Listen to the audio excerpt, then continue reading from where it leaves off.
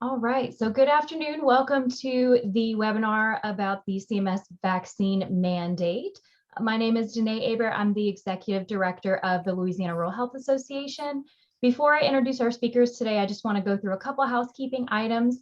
Your line should have been automatically muted when you entered. Please stay on mute during the presentation to prevent background noise, but feel free to enter questions in the chat throughout the presentation and we will address those at the end. This presentation is being recorded and we're going to make it available on our website. Everyone who's registered will receive an email with the link to the recording as well as a copy of the slides as soon as they're available. With that, I will welcome our two speakers for today, Kate Hill with the compliance team and Patty Harper with InQuiseek Consulting. Kate Hill started her career as an Army nurse serving in Vietnam. She joined the compliance team in early 2012 to direct the Rural Health Clinic Accreditation Program and has fallen in love with rural. As the VP of the clinical division, she has spearheaded the compliance team Rural Health Clinic Accreditation Program, combining her clinical expertise, business acumen, and passion for delivery of the best care possible to every patient. Patty Harper is the principal of InQuiseek Consulting, a healthcare consulting company based in Louisiana. She has over 23 years of healthcare experience in the areas of healthcare finance and reimbursement, health information management, compliance, and practice management. So thank you so much to both of you guys for being here today. And Kate, I will go ahead and hand it off to you to get us started. Thank you, Danae, and we're delighted to be here. It's nice to see some familiar names there. And of course, I love working with Patty, so we tend to make a good team. She's got lots of experience on the billing, reimbursement, coding, all that stuff side, and I'm just in the compliance bucket. That's where I live. And so with that, let's get started.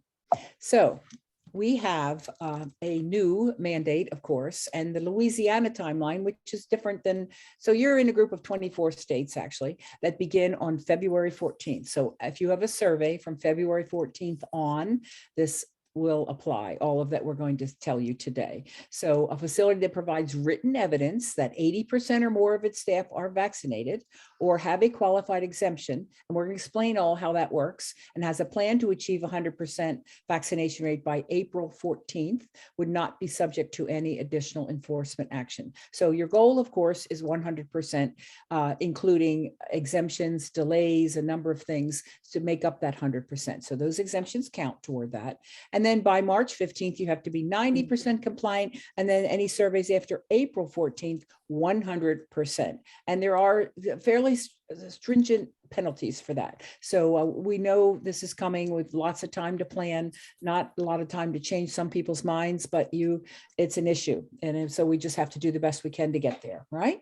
So the policies and procedures apply to the following clinic staff, and that's all your employees, of course, your licensed practitioners, your students, any trainees or volunteers, any individuals who provide care, treatment, or other services for the clinic under contract or by other arrangement. And of course, those numbers that you see are the federal rule. So 491.8 has been with us for a long time, but now we have 491.8D, and that's a new law, and that is a regulation. It is not a suggestion, it is a law, all right?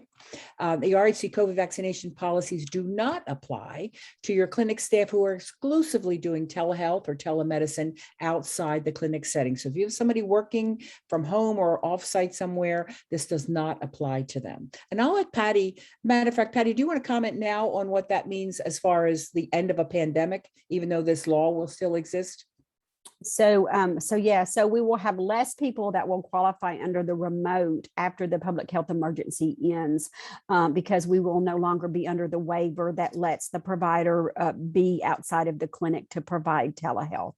So that exemption, unless we get expanded guidance after the public health emergency concludes, okay. I would think we would see less of that staff who is working 100% remote, unless you had billing staff that was remote or right. Something like that. Exactly right. And then any other staff does not apply to other staff who work exclusively outside the clinic. And I think that's, to Patty's point there, that's the billing people. Sometimes they're not in the office. Maybe there's no need for them to be there. It's all electronic anyway. So that's the other group that it does not apply to. So the policies and procedures must include at a minimum your process that ensures all staff have received at a minimum a single dose of COVID. And that's going to change as we move closer to the deadline date. And I need to move that little thing here. I can't even see my own. Let's get rid of that. That's perfect. Prior to providing any care. So you cannot hire someone today that does not have any vaccine status. You won't make it in time. Now they can get one dose and start, yes. But that's not even true in some states. And that's going to change as we get closer to April for sure. Except for those staff who have pending requests or who have been granted exemptions to the vaccine requirements, or those staff for whom COVID must be temporarily delayed. So if you've gotten monoclonal antibodies, you have to wait 90 days. If you've just been sick with COVID, you have to wait. So those are the holds, and we're going to have to be able to track those within your clinic at all times. That tracking is going to become very important for survey. For following nationally recognized infection prevention and control guidelines, we want you to, and you're doing that. So I don't see any issue with this. Maybe one clinic lately, not in your state, to what you're doing to prevent the spread of COVID. And you've been doing that for 2 years now, and it's changed. It's been a really interesting progression through the 2 years on what we're doing to prevent the spread of COVID. But you're tracking and securely documenting the status of all of your staff and the staff who have had a booster. And that's interesting that you have to have that column. Who is boosted within the clinic? It is not required in your state. It is required in about, I want to say 4 or 5 states, but not in Louisiana. And so could it be? Yes. But for now, by the federal regulation, all we're required to do is track who has boosters. Now, medical exemptions are a unique piece of this because they have to be signed and dated, obviously, by a licensed practitioner. That can be MD, DO, NP, or PA. And of course, not the person requesting the exemption. We don't do that for ourselves for most everything. And specifying which of the vaccines are clinically contraindicated. So we can't just say the person is medically unable to take this vaccine. We have to give reasons, and we have to give reasons for which vaccine, or both. That may be the case. But what are the clinically recognized reasons for not taking the vaccine? And then the statement authenticating practitioner recommends that in clear writing that the staff member be exempted from the vaccination requirements. So it's got to be spelled out and then signed by that provider at the bottom and dated. So you need a process for ensuring the tracking and secure documentation of the status for staff who must temporarily be delayed. So I mentioned that. So you have lots of columns on your graph. Patty's going to share some examples with you later. You have vaccinated, obviously, and you have religious exemption, you have medical exemption, you have delayed, and you have boosters. Those are the ones that come to mind right away for that graph across the top. And we would expect to see that chart in every clinic that we visit. And then what are your plans for the staff who are not fully vaccinated? So that's written up in your policy. Those that are delayed, those that have exemptions, how are we going to keep them safe? It is not necessarily I mean, obviously they can still work there, but when obviously masking, gloves, gowns, whatever you're doing to keep that person safe, such as you are doing now, right? You are doing that. And I've already discussed the term staff, so we don't need to go through that again. So by February 14th, you are compliant if your policies and procedures are developed and implemented for ensuring all facility staff are vaccinated, and 100% of the staff have received at least one dose of COVID-19 or have a pending request for, been granted an exemption, or identifying as having a temporary delay as recommended by the CDC. You are compliant. You are non-compliant if you're less than 100% of all staff have received at least one dose, et cetera, et cetera, et cetera. The facility will receive notice of their non-compliance. This is a statement of deficiencies, and you know what that looks like if you're state surveyed. A facility that is above 80% will write in their plan of correction what their plan is to get to 100% within 60 days, of February 14th. So you get cited because you're only 80%, and that would be a standard level deficiency. And then you write a plan of correction explaining how you're going to get there. What are you going to do with the ones that are not getting vaccinated? And facilities that do not meet these parameters could be subject to additional enforcement actions. I've heard several people tell me it's monetary. It is not monetary. You are not in that category. The people that are monetary, such as and my mind just went totally blank. Oh, it's in my head, but it's not coming out. There are groups, HIT for one, home infusion therapy. That was written into the law for them, that they're monetary civil penalties for them. We do not have that in rural. I mean, you could, obviously the greatest thing that could happen is you could lose your billing number because you have an immediate jeopardy situation, or you failed survey twice in a row, 3 times in a row. So that's a possibility, but not civil monetary penalties. Now, by March 15th, we're now at the 90% level. So the same, I'm not going to read that to you, the same process. I'd rather leave lots of time for questions. I know there are many, particularly about those exemptions. And then by April 14th, of course, we are 100% compliant. And within 90 days and thereafter, following the memorandum, the original memorandum, clinics that fail to maintain this are subject to enforcement action. And that's, of course, a condition level failed survey. And we don't want to be in that category. So what can we do to get there? So policies, Patty, do you want to take this one? I guess my slides are coming up, I guess. So They are. Okay. All right. I'm going to talk about how to implement policies, like a checklist, but I'll keep this one then. I hear okay, it. sure. Okay. So policies are not any 80%, 100%. Policies are 100% in place by, I think that's next week, is it not? February 14th. It's coming up quick. Maybe the week after. Yeah, the week after, 2 weeks. You have 2 weeks to do it. It's the second now, 12 days. But you have to process for ensuring all staff have received that first dose, right? Or the first, if it's a single dose, or first dose of a multi-dose prior to working in your facility, and must ensure those who are not fully vaccinated or have been granted an exemption or accommodation as authorized by law or have a temporary delay, adhere to your precautions that are intended to mitigate the spread. And that's your policy. What does your policy say? So if I have an exemption, what does your policy say about how we're going to keep me safe? All right. If you have to test every week, if that's in your policy, then you have to pay for that test every week because that's what the law is requiring of your clinic. Actions or job modifications can help. It is not easy in a small clinic to just reassign people. Where are we going to put them? But we can reassign staff to non-patient areas, to duties that can be performed remotely. We can require staff to follow additional CDC recommendations. You may put N95 masks in your policy. That would be your choice. You can require at least weekly testing. So again, you would buy those masks and you would buy that testing for your staff. There you go, Patty. Okay. I was one short. That's okay. So we're going to talk about what to do before you develop your policy. So maybe you already have your policy written. If so, this is going to just be kind of a good reminder of it. If you're sitting here panicking, wondering, how do I even write a policy? We're going to go over a few things to think about before you actually start putting that pen to the paper. And so it doesn't need to be too overwhelming.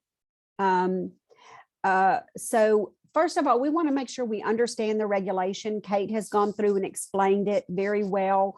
You're going to want to read it for yourself. I like to print the regulation out. I like to print the attachment M out, like to underline and highlight keywords and definitions and deadlines so that when I'm writing my policy, I make sure that I'm capturing everything that is going to be required for me to have in the policy. So are we going to have a new process?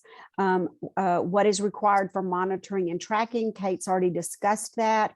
What about education? What about documentation? What about survey evidence? So what am I going to need to be able to make sure that my written policy is in compliance? And so you may want to get a group together of your key stakeholders, your leadership, everybody in your clinic, and brainstorm, how can we implement this and what do we need to do? So we want minimum disruption to your current processes. So if there are already things that you're doing in your clinic that you can just expand, and we're going to talk about that a little bit more, then we want to do that. We don't want to reinvent the wheel. We want to do what works for your clinic to keep you compliant in the broadest framework.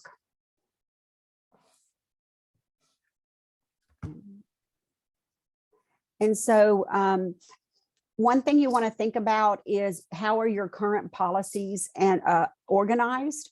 So where are you going to put this new COVID mandate policy?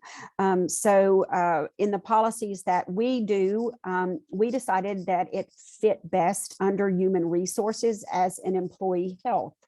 But you may want it in your staffing section under compliance.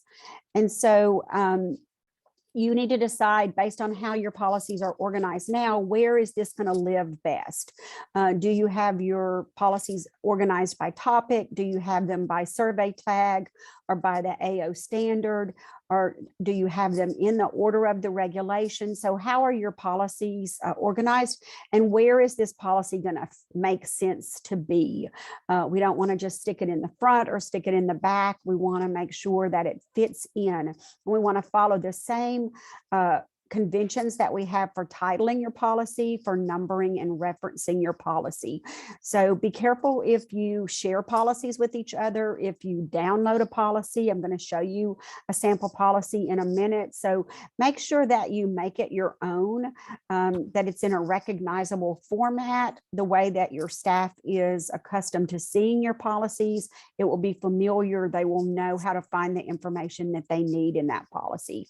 So decide, next decide what's in the policy, then decide where is this policy going to be the best fit for the way we have organized our policies and procedures.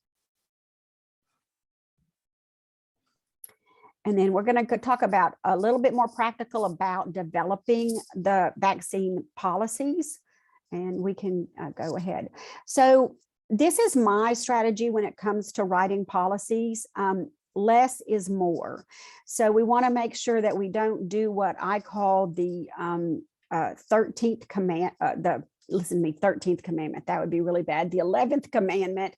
So we want our policy to be a broad statement of the mandate to which we're being held to in 491.8D. So a longer policy is not necessarily better, and we certainly don't want to make our procedures more strict than the regulation or the guidance that we've received. So we don't have a better policy. We're not going to be more compliant if we make it more rigorous than what the regulation does. So can I jump in? Yeah, there sure. Only because this is really a key place to say this.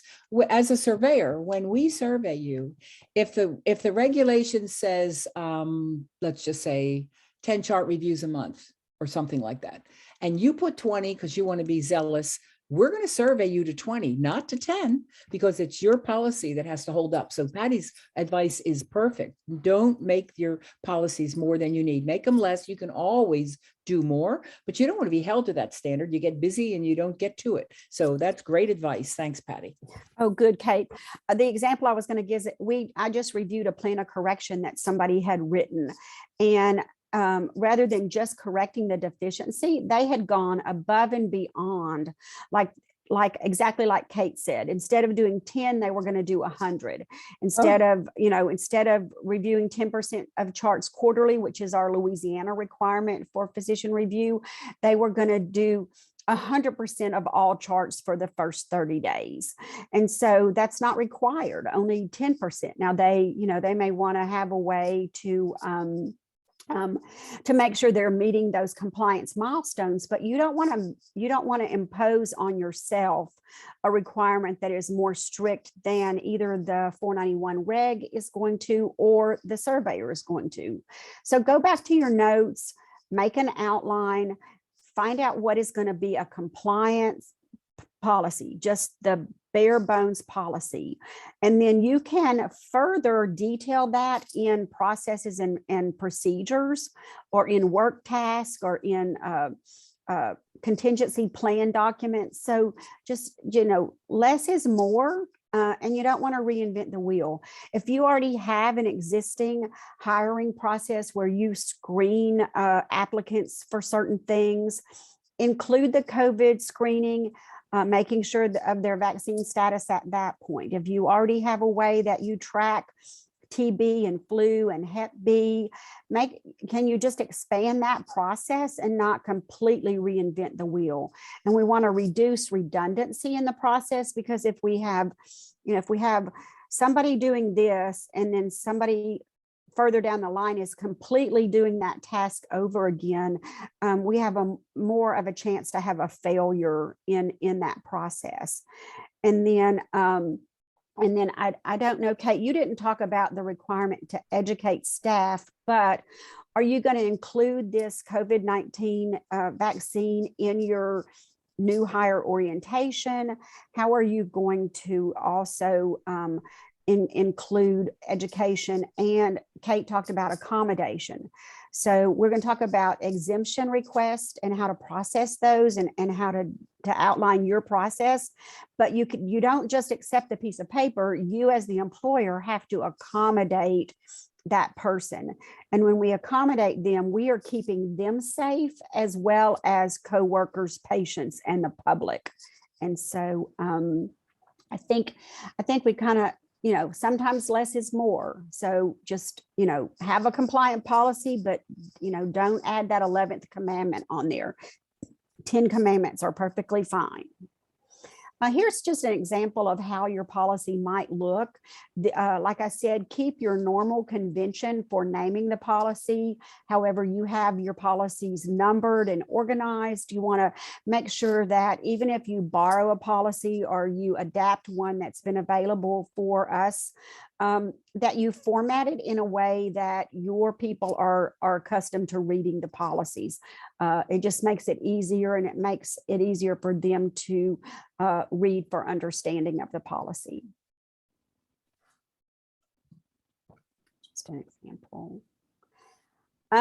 There is a sample COVID-19 vaccination policy out on the National Association of Rural Health Clinics website. The link is on this slide. I've seen several comments in the chat. You will get these slides at the end of this presentation, or they'll be sent out to you or made available to you. So we will have links for several places that have resources. This is the NARHC sample policy. It was written very early on when the interim final rule first came out. So it's one of the very first policy templates. Back to you, Kate. Okay, so tracking. So we talked a little bit about it. Tracking and securely documenting the following: each staff member's vaccination status, any staff member who has a booster, staff who have been granted an exemption, whether it be religious or medical, staff for whom it must be delayed. Facilities have the flexibility to use any tracking tool of your choice. Whatever works for you, you use, but you must provide evidence of this tracking for surveyor review.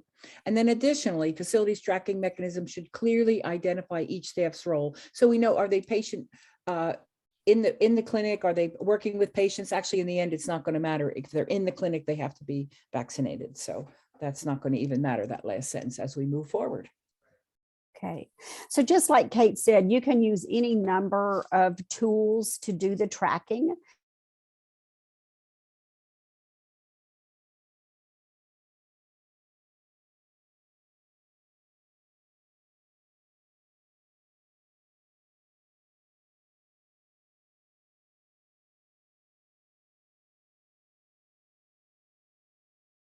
On this short timeline. So some of the tools besides tracking the vaccine status may be, how are you going to document training and education? How are you going to push out the new policies and procedures for staff review? And do you have a way to self-check yourself by calculating the percentage of compliance at each one of the milestone dates? So think about what tools you'll need, what tools you may already have that you could adapt, add a few columns to some other spreadsheet you're already using to track something on employees, add it in your HR application or your employee health application. If you're a small clinic, you may use paper logs, which is perfectly okay. You just have to know what tool is going to work for your clinic.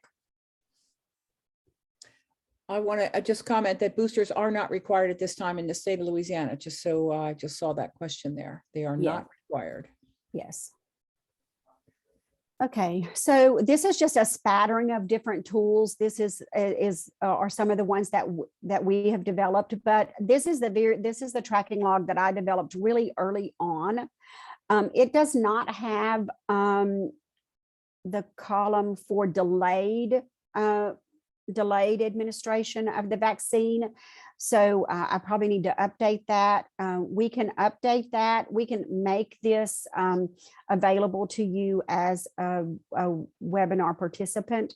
That's a very simple, just paper one. You could do the same thing in Excel. You could actually have where it calculates the days between due dates and comes up with a, next available dose date. You can make it as fancy as you want to. So this is a very simple one. This is what we're going to ask for when we walk in the door for survey, this log. This is what we want to see. And you want to know the role of the employee too, Kate? Yes. And okay. This is also something that this is a spreadsheet that we devised to help you calculate your percentage of compliance. Grace period, less grace period, no grace period. That is the 3 different dates. If you would like a copy of this, we can also give this to you. You can keep up with it on a simple worksheet, a tablet of paper, whatever makes sense to you. This is an Excel sheet that calculates. That will give you as a tool. This is that 80–90% total that we're looking for by the end. Yes. Yep. Right. Yes. So we have a contract or offsite staff, and so you know who they are. So contract can be complicated because there's some contract people that are in your clinic all the time, and then there's some contract people that maybe do the landscaping. They're not in your clinic all the time, or maybe they're there twice a year, whatever. You have to decide that by your policy who you're going to require to be vaccinated to come into your clinic. And then there's medical and non-medical exemptions. Clearly identify in your policy what you accept, because you're going to approve them or not approve them. Now, for the medical, it's CDC guidelines, but for the religious, what does your policy say that you'll accept this this exemption, if you will? And so collect and evaluate, then include the tracking and secure documentation of information provided by the staff who have requested the exemption. They're obviously going to sign it. A physician or NPPA is going to sign the medical, and then they're going to be approved or not by your policy. So one of the questions is, can testing be done bi-weekly for exempted employees? That's going to be by your policy. What does your policy say on how you're going to keep that person safe? It's not a requirement for us to tell you that. You have to decide what that is. Now, so medical exemptions, certain allergies are recognized, medical conditions may provide grounds for an exemption. That's all on the CDC website, and I recommend you go there. So it's not good enough for a physician to say, Dr. Smith, say that Kate can't get this vaccine. That's not going to work. That's not going to fly. And we're going to look at that. We are not evaluating, and nor is the state allowed to evaluate your religious exemptions. If you've accepted it, that's it. It's over. So we're not questioning that, but we will question the medical exemptions if something doesn't seem right or it's not complete. So the guidelines are in that attachment M. It's all there to see, what is acceptable in terms of that exemption. I think I've covered most of this already. Let me look real quick. Again, must specify which authorized or licensed vaccine is clinically contraindicated, for sure. Yeah, we covered this already. Okay, non-medical exemptions, as I mentioned, religious exemptions, you can go to the EEOC and look, but it's basically going to come down to your policy and what you're going to accept, but have a policy. It's just not something that we made up this week, kind of thing. There are certainly religious exemptions, but we're not going to challenge it. We will not be challenging that. It's right in the guidance for surveyors not to challenge your religious exemptions. So hear that one. Kate, Okay. can I just jump in about, Please. Make sure that whatever your policy is for accepting the exemptions, that you are applying it consistently, employee to employee. We have already had some situations come up where some organizations have accepted some medical exemptions and not others, and yet it looked like they were following their own criteria. So just make sure whatever you do state that you follow that consistently, not necessarily from a survey perspective for this, but just to protect yourself as an employer. Sorry about that. Oh, that's okay. No, so that's really important. So it's like all our rules. We have to apply them evenly across the staff. We can't have certain rules for redheads and certain rules for blondes. That's just not going to fly ever, anywhere, right? Right. You like that one? I do like that one. So what are the well, redheads should get priority. What can I tell you? That's on tape. Accommodations for the unvaccinated staff. Again, this is your policy. What are you doing to keep them safe? We know they've worked the last 2 years, if they're unvaccinated, and hopefully have kept themselves safe and their patients safe.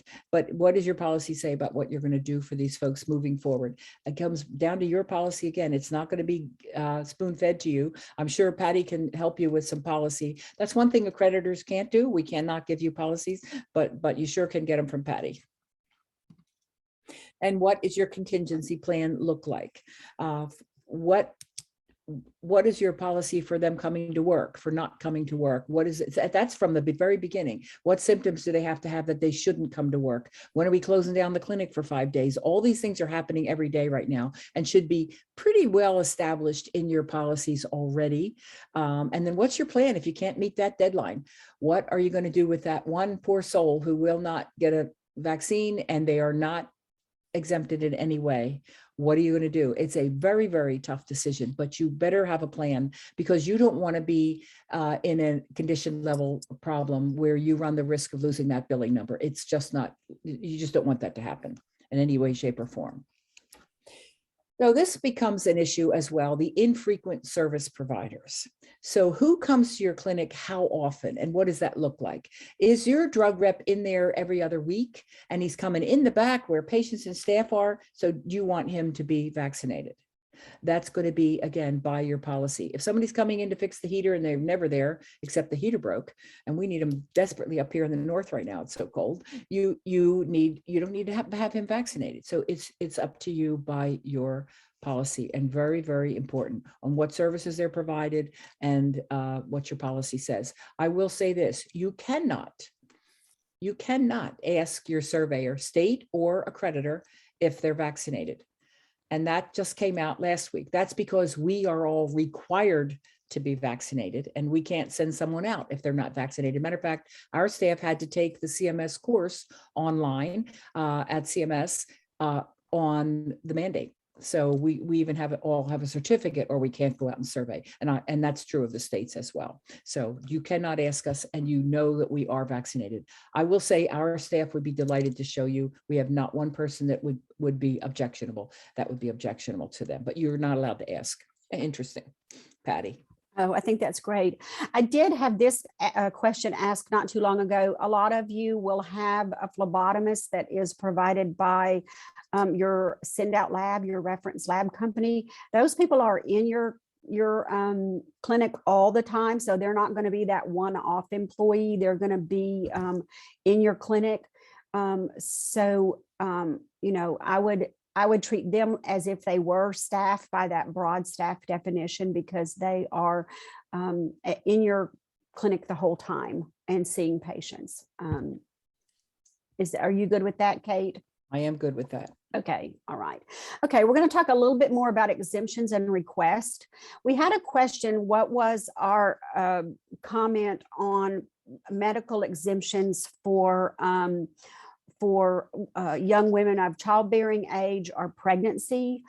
Again, that we really aren't commenting on that. You would want to make sure that medical exemption form was completely filled out, had all of the reasons and all of the contraindications, and it was appropriately signed. And so I don't know. I know ACOG has come out okaying vaccines in pregnancy, but if you had a particular employee whose physician could document their requirements, then we would just want a completely filled out form that could be processed for approval or denial. So these are 2 copies of exemption forms that also came out from the National Association of Rural Health Clinics. They are available on the NARHC website. And so they pretty much tell you how you can customize them for your clinic. Some states have their own exemption forms. I did not find any for Louisiana. So as long as you had an exemption form that had all of the required elements on it, you would be good. Really important part is, though, that these exemption forms have to be signed. I think that's our next slide. Yes. So somebody just doesn't hand you a request and it's all good. You have to show that you had a process for receiving those exemptions, processing them, approving them, or denying them. And so the bottom of your exemption form should also have a place where you, as the employer or your designated representative, signs to show that this request was processed. So I think we have a lot of places where they're combined, they have all these folders of requests, but maybe they haven't formally acted on them. And so you just reminding you that the employee signs it, you also sign it, and you indicate whether you approved the request or it was not approved, and the date. And your surveyor will be looking for that. There are, again, here are the NARHC exemption forms and the link for it. The religious accommodation request, the EEOC has their religious exemption form available on their site. So when we talk about accommodation, whether it's medical or religious, and I am not a labor law person, you are agreeing by accepting this request that you are going to accommodate that employee, just as if you accommodated them for an ADA situation, another disability situation.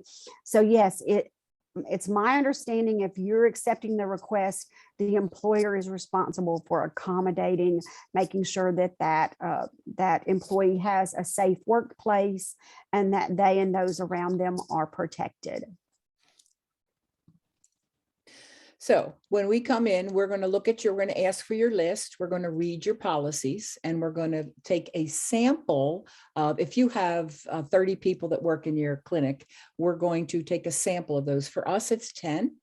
If 10 is the number or less in your clinic, we're going to look at all your HR files for this purpose. And so we're going to look at a sampling of direct care staff, both vaccinated and unvaccinated, any contracted staff, and direct care staff with an exemption.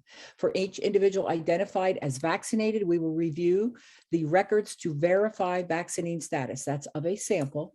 Attached are acceptable form. Examples of acceptable forms are the COVID vaccination record, or legible photo of it, the documentation of the vaccination from a healthcare provider or your EMR if it's done in your health suite at the hospital, and the state immunization information system record. Now, in the state of New York, we looked yesterday at the website to verify, because they're all entered and you cannot print from there. So we're sitting next to somebody looking at the website and filling out our paperwork to verify that it was indeed the folks were vaccinated, and conduct follow-up interviews with staff and administration if there are any discrepancies identified. If it's applicable, determine if any additional doses were provided. For those identified as unvaccinated, surveyors will review your records, determine if they've been educated and offered vaccination. I find it hard to believe, after all this has been going on, anybody that doesn't know about this at this point, but we would ask. Interview staff and ask if they plan to get vaccinated, if they have declined to get vaccinated, or if they have a medical contraindication or religious exemption. I think that's all going to be spelled out in the paperwork. Request to see employee record of staff education and procedure regarding unvaccinated individuals. Observe staff providing care. Obviously, there we're looking for infection control and prevention. For the staff identified as unvaccinated due to medical contraindication, that's where we're looking at the actual document, review and verify all required documentation, signed and dated by the physician or advanced provider, and states the specific vaccine that is contraindicated. and the recognized clinical contraindication with a statement recommending that they not be vaccinated. So those forms from NARHC are going to be very helpful to you to meet all those guidelines. Okay, so how do we make it all happen so that you are ready for survey? And so besides getting the policy in place, deciding what tools we're going to need, just like Kate told you what they're going to look for in survey, we want to make sure we have all of that documentation available as survey evidence. And so we have to practice what we preach. We can have the best policy in the world, but if we don't have anything to actually show the surveyor, it's not going to help us at that point. So again, how are we going to keep up with the calculation of how many of our employees meet the requirement? How many have been vaccinated? How many have exemptions? How are we going to track due dates? How are we going to support education and training? We're going to look at some educational tools that you can easily get for your staff so you won't be doubling your efforts. And then how are you reflecting new hiring practices in your personnel files? Like, have you updated your personnel file checklist? What are you doing? What checks and balances do you have to show the surveyor that you're doing what your policy says?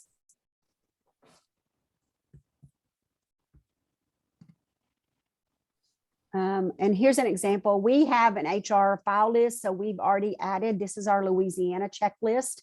It's a lot longer than our other state checklist because Louisiana requires more for RHCs than other states. And so we've already added to that HR file contents that we already know. We've documented their status and we have a copy of their card. So how are you going to modify your hiring processes to make sure that that's all being captured for new hires and for existing hires? So smaller organizations are going to use more manual tools and spreadsheets. Larger organizations probably are going to have software or applications that they can use. But what are you going to have to prove compliance and to show the surveyor that you've got your process in place? Again, this is the worksheet for calculating it. So you can just let me know after this if you would like a copy of that spreadsheet. You want 80% by February 14th, then 90 by March, and then April 100%. So that's your number you're going toward. Yeah, and we have a little bit of time.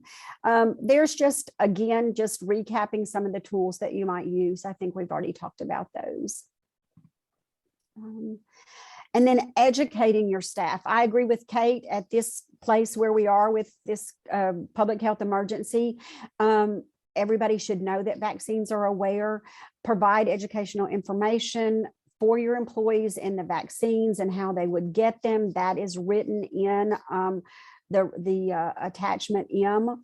And so we need to teach on the policy. We need to teach on the vaccine, the accessibility of vaccines for your staff, and document any education. We always want to document staff education in services. We always want to document that. We also want to document any review of new policies and procedures. If you're coming up for your program evaluation, which in Louisiana is still an annual process, when you go over the part with new policies, you're going to include all of these new policies and procedures that apply to 491.8D now. So let's make sure we're educating and documenting them. So the CDC, whether you love them or hate them, have wonderful educational resources available. They have fact sheets, they have posters, they even have videos. They have information about FAQs and myths around vaccine administration. You could make it part of your employee new hire orientation that everybody watches the COVID-19 video that's shown here on one of the graphics. But again, don't feel like you have to create your own educational materials. There is plenty of stuff out there. There are social media kits, there are fact sheets, there are videos.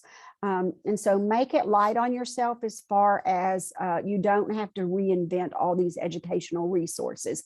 You just need to document that the staff was educated and made aware of the different aspects of the new policies. So to that point, when we document our training, what does the compliance team always like to see? They like to see a training log. So for your new hires, you may be doing this at their new hire orientation. For your existing employees, you may want to have a series of lunch and learns and document that you've gone over all of the things that have changed. The education, the new policy, the explanation of how to submit an exemption. And so we just want to always have that training log and document that we have conducted that training, cover all our bases there. So this is a great form to use for all your training, your annual training, unless you have it computerized, your emergency preparedness training. How do you update your staff? And, think about the surveyors. The only way we know that it actually happened, short of questioning every staff member, is the training log, and that shows they were there, they signed their name to it, and then the trainer signed at the bottom. Excellent form. Okay, so what does this look like when it's a deficiency in the clinic? So it can be standard level, it can be condition level failure, and it can be immediate jeopardy. And that's going to come into play more in April when we're not seeing 100%. And that's going to be a real problem for people, because immediate jeopardy has to be abated or you will lose your billing number. And again, we do not want that to happen. So we're looking at the 90-day mark, from then on 100%. I see a question that a person two people will not take the second dose of the vaccine. I don't think they have a leg to stand on. There's no religious exemption now. They took the first dose, and medical, unless they had a problem, and that could be something if they got very ill or something happened, had an anaphylactic reaction to the first dose, that may be a problem. But other than that, I don't think those two people have a leg to stand on. Yeah, Kate, can I just jump in there? EEOC has very clear guidance on the religious exemptions on what an employer can and can't do. And it's kind of curious because they do say that a person's religious beliefs can change over a period of time. I can change religions or whatever. Between the first dose and the second dose, you as an employer can decide if you think it's valid that their religious practice changed. So a religious exemption, even though surveyors aren't going to look at it and question it, you as an employer do have the right to say what particularly about your religious practice does the vaccine violate. And so it's going to be up to you as an employer how far you challenge a religious exemption. But if they took the first dose, it's probably unlikely that their religious opinion changed about it. And then we do know other hospital systems that if they say they're against stem cell research, they make them sign something saying they've never taken any drug that was used that had stem cell research involved in the development of it, which is everything from Tylenol to Pepto-Bismol to our prescription drugs. So from an employer perspective, you can challenge that. I would send you to the EEOC documents. There's a whole COVID guidance technical assistance article on EEOC.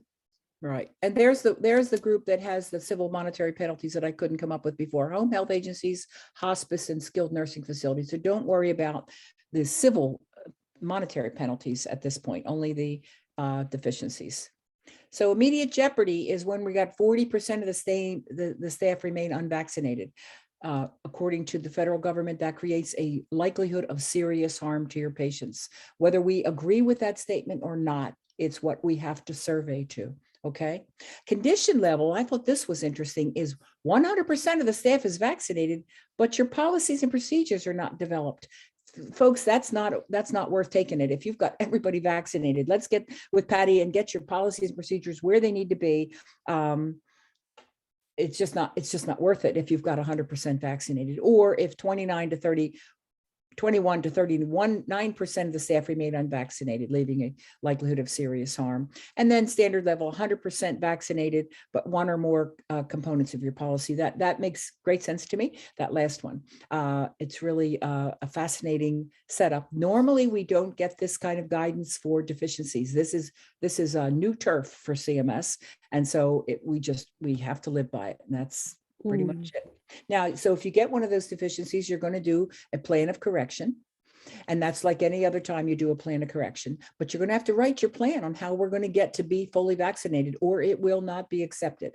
So you're going to write out your plan, and we're going to let Susie go, or we're going to convince her to get vaccinated or whatever, but we have to have a plan to get to that 100%. You can give dates when they'll be fully vaccinated by. If you've had a meeting with your folks and say, hey, this isn't our choice anymore. This is the federal government saying we either do this or we're not going to be a rural health clinic. And so that may convince some people. They like their work. They want to stay with you to get vaccinated. It's not an easy situation in many, many instances.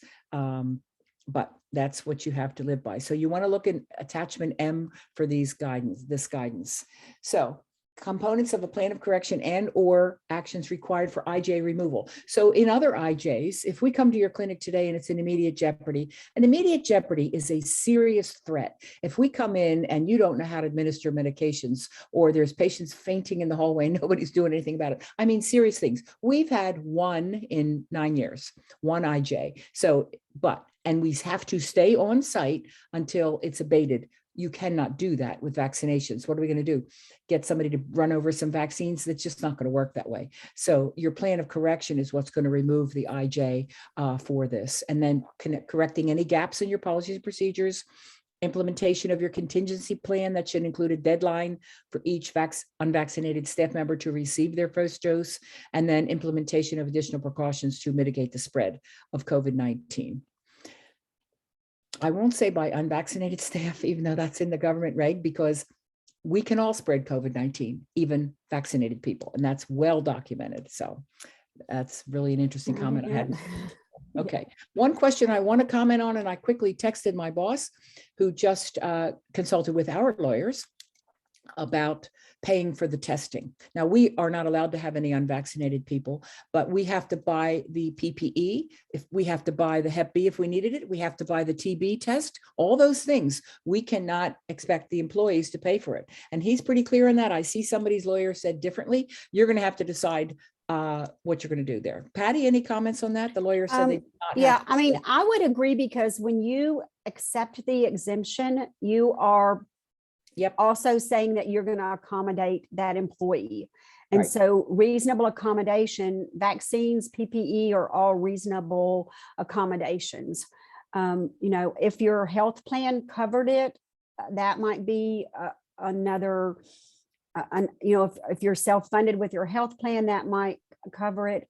There are two more questions that are really interesting. And this is there's a question about, so people that come into your facility and can you just take their word that they're vaccinated? And so I had the question with nursing students coming in, Texas A&M saying that all of their nursing students are vaccinated. The clinic asking, can I ask for proof of that? This question is about ambulance personnel that may be in and out of your facility on a regular basis. Can I just take an email that says we're all good? I would, as a clinic or a hospital administrator, I would want to see a copy of their policy. And if their regular staff, the same people were in my clinic or hospital all the time, I would want to see proof of the vaccination. But again, that's going to go to what you've written in your policy. Kate, how would you look at that? I would want to see proof. I think all ambulance personnel are required, but that's just what I'm hearing. I haven't seen that written anywhere. I'd want to see that proof. Yeah. Okay. And then we have another question about 40% of their staff remains unvaccinated. How does the exemption play into this? So if they have been granted an exemption, they are going to be counted in the percentage in compliance, correct, Kate? Yes, exactly. So so you total up everybody exempted, whether religious, medical, and vaccinated, and that counts toward your total. And remote. Yeah. Yeah. No, remote wouldn't count because they don't have to be vaccinated. Okay. Oh, that's true. That's true. We Right. take them out. I'm sorry. And I would accept the medical exemption on the breastfeeding woman. I don't think anybody in my staff would deny that one. I can't testify that it is on the CDC website, but it seems like good medicine to me. So I would accept that. Absolutely would accept that. That's a delay. That would be called a delay. And something else that came up to me last week was, does the exemption have to be signed by a specialist? Say the employee has an autoimmune disorder, or so does the rheumatologist have to sign the exemption? The regulation is not, just says a licensed practitioner in your state.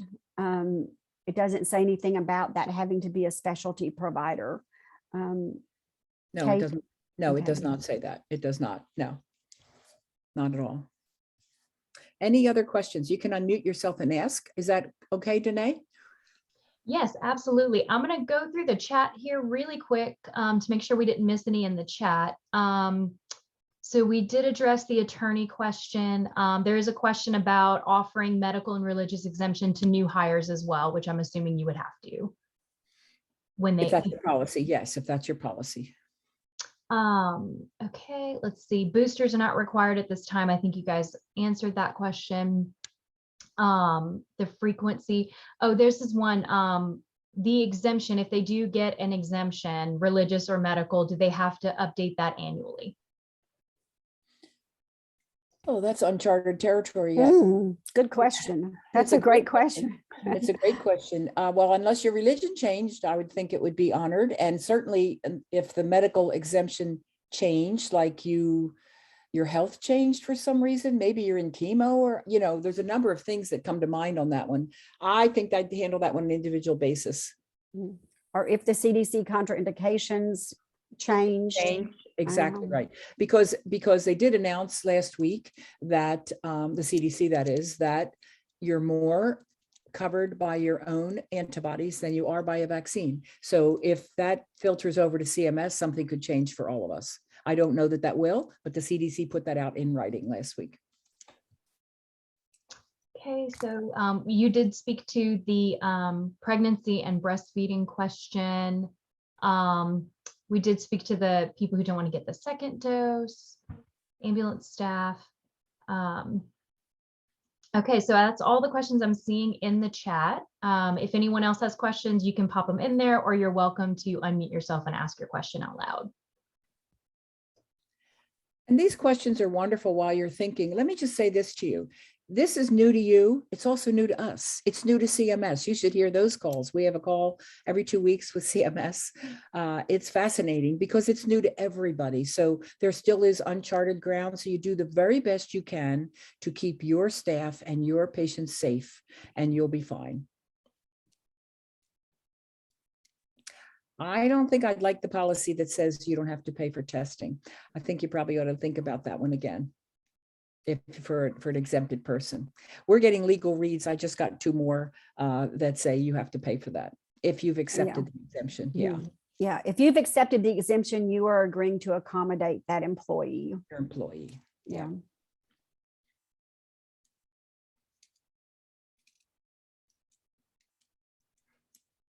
$258. Any other questions? Perfect timing.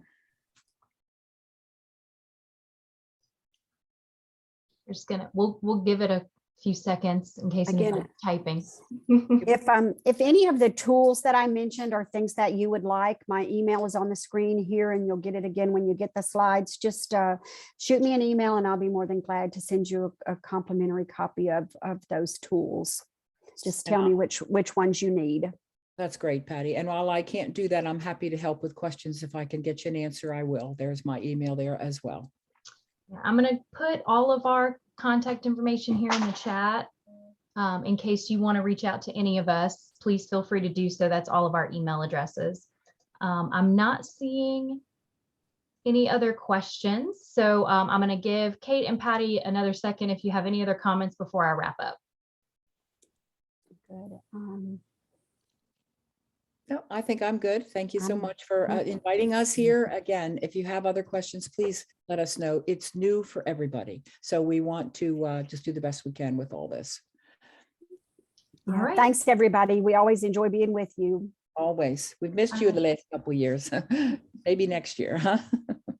Yeah, thank you guys so much. This was really great information. As a reminder, I'm going to email everyone with a link to the recording as soon as it's available on our website. I'll also include a copy of the slides on there, so you'll have all of this information to refer back because it is a lot. So thank you so much, and have a wonderful day, everyone. Thank you, Danae. Bye now. Bye-bye.